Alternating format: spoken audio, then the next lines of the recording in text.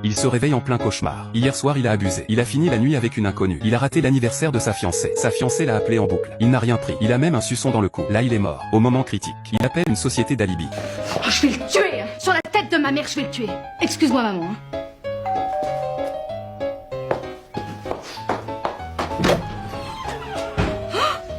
Mademoiselle, votre fiancé est un héros.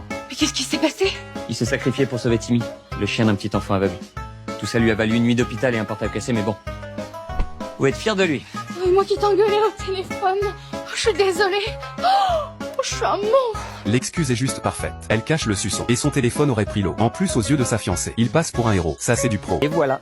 Il lui restait plus qu'à profiter pleinement de sa journée sans se soucier de rien.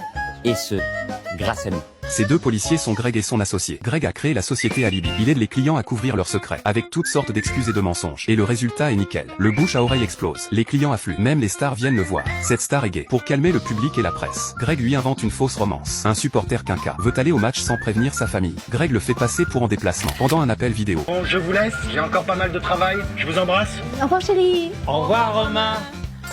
Top, c'est bon, super, super, ça y est. Violette, ça va?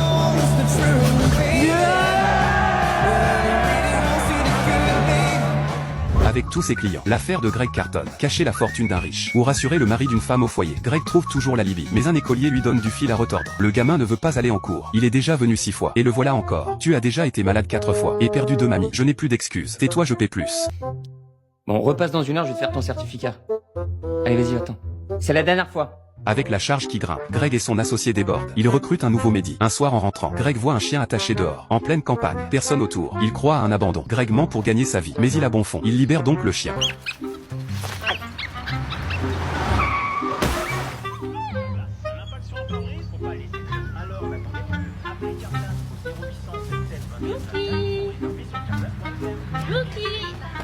La maîtresse était partie pisser dans les bois. Elle l'avait juste attaché là. Greg n'ose rien dire. Il joue le bon citoyen et l'emmène chez le veto avec elle. Heureusement, le chien n'a presque rien. Juste quelques dents en moins. La femme culpabilise. Elle pense l'avoir mal attaché. Greg se sent coupable. Il reste pour la réconforter. Elle croit que Greg la drague. Et voilà comment ils se rencontrent. Les jours suivants, Greg bosse et discute avec elle en ligne. De fil en aiguille, ils se mettent ensemble. Le premier encart se passe super bien. Ils parlent de tout naturellement. Seul problème, elle déteste les menteurs. Et elle ignore que Greg en est un pro. Pour ne pas la dégoûter de son boulot, Greg prétend être steward. Ils vont au bowling. Pour pimenter le jeu, ils parient. Le perdant aura un gage. Après plusieurs manches, ils sont à égalité. Dernier lancé. Sa copine vient le déconcentrer.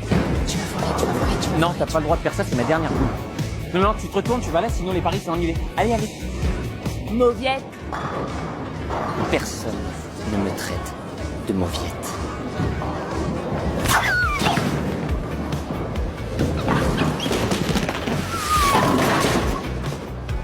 Strike. Ouais. Moi aussi.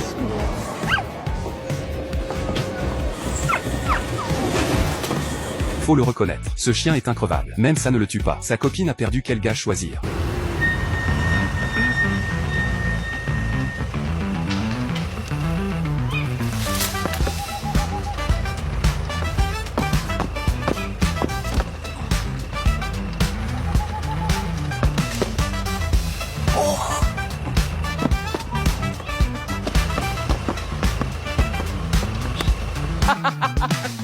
Leur histoire avance très vite. Greg emménage chez elle. Ils commencent à vivre ensemble. Elle sait aussi mettre l'ambiance. Chaque fois que Greg rentre, elle lui prépare une surprise. Chaque jour un nouveau rôle. Pour lui rendre l'appareil, Greg rentre plus tôt ce jour-là, prêt à lui faire une surprise. Déguisé en flic avec un tasé. Sauf que c'est sa mère qui arrive.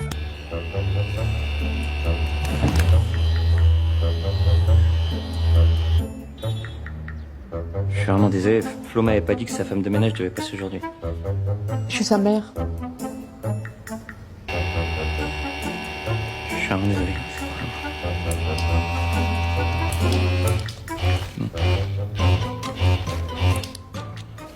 Malgré ce malaise, leur couple tient bon. Vient bientôt le moment des parents. Elle ramène Greg chez elle, mais à l'ouverture de la porte, Greg et son beau-père paniquent. Le beau-père est aussi son client. Quelques jours plus tôt, il est venu chez Alibi. Il voulait voir une starlette en cachette, dans un hôtel à Cannes, et demandait à Greg de le couvrir. Greg maîtrise totalement ce genre de cas. Pas de souci, on trouve l'excuse. On réserve même l'hôtel, sans trace de chambre à votre nom. Et un sosie utilisera votre carte, pour faire croire à un vrai déplacement. Votre femme ne verra rien. Il signe donc le contrat. Mais Greg n'aurait jamais imaginé que ce type serait son futur beau-père. Le beau-père est sous le choc. Il file au garage. Greg lui fait la morale directe. Rien à voir avec le jour du contrat. Vieux pervers. Tu respectes la mère de ta fille. Commande annulée. Je ne t'aiderai pas avec cette starlet. Tu refuses de m'aider, ta fille croit que tu es steward. Tu sais qu'elle déteste les mensonges. Son ex a triché au Monopoly et il est devenu son ex. Si je lui dis que tu es un menteur pro, tu crois finir comment? D'accord, tu me menaces. Très bien, je t'aide. Chacun tient l'autre. Impossible de balancer. Il trouve donc un accord. Greg couvre le beau-père. Le beau-père garde son métier secret. À table avec la famille. Il y a aussi le voisin. Sa femme n'est presque jamais là. Alors il vient souvent manger. Ce voisin est un cas. Lui et sa femme sont blancs. Mais ils ont eu un enfant noir. Il croit à une mutation génétique. Une chance sur 1 million tombée sur lui. Il est ravi. Et s'en vante partout. Tout le monde sait que sa femme le trompe. Sauf lui. Et sa femme est aussi cliente de Greg. Une très ancienne cliente. La belle-mère ressort de vieilles photos. Le temps passe si vite. Ce week-end, ce sera leurs 30 ans de mariage. Mais c'est aussi le jour du rendez-vous secret. Il prétend avoir une réunion importante. Et regrette de ne pas